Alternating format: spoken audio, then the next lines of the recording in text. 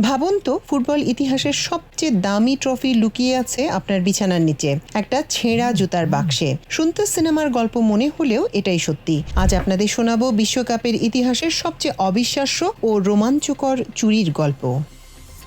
সময়টা দ্বিতীয় বিশ্বযুদ্ধ। হিটলারের নাৎসি বাহিনী তখন হন্যে হয়ে খুঁজছে জুলে রিমে ট্রফি বা আসল বিশ্বকাপটি। তাদের হাত থেকে ট্রফি বাঁচাতে এগিয়ে এলেন ইতালির ফুটবল কর্মকর্তা ওত্তোরিনো বারাসি। তিনি রোমের একটি ব্যাংকের লকার থেকে ট্রফিটি গোপনে সরিয়ে ফেলেন। নাৎসিরা তার বাড়িতে তল্লাশি চালালেও সেই ট্রফিটি পায়নি, কারণ বারাসি ট্রফিটি লুকিয়ে রেখেছিলেন তার বিছনার নিচে একটা জীর্ণ জুতার বাক্সে।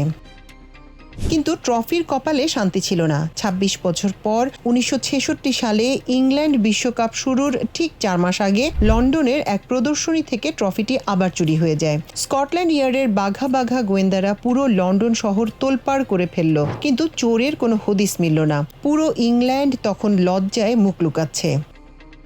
ঠিক তখনই এন্ট্রো নিল আমাদের গল্পের আসল হিরো পিকলস কোনো বাঘা গোয়েন্দা নয়, সাউথ লন্ডনের একটা সাধারণ পোষা কুকুর। একদিন মালিক ডেভিড করবেটের সাথে হাঁটতে বেরিয়ে রাস্তার পাশের একটি ঝোপের নিচে অদ্ভুত কিছু দেখে গন্ধ শুঁকতে শুরু করে।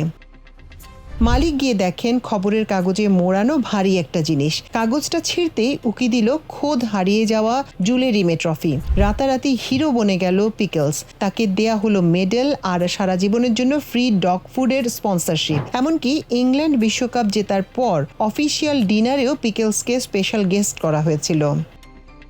যে ট্রফি খুঁজতে পুরো দেশের পুলিশ ফেল করেছিল, তা খুঁজে বের করলো একটি কুকুর। ফুটবল ইতিহাসের এই পাগলাটে গল্পটি আপনার কেমন লাগলো কমেন্টে জানান, আর বন্ধুদের সাথে শেয়ার করতে ভুলবেন না।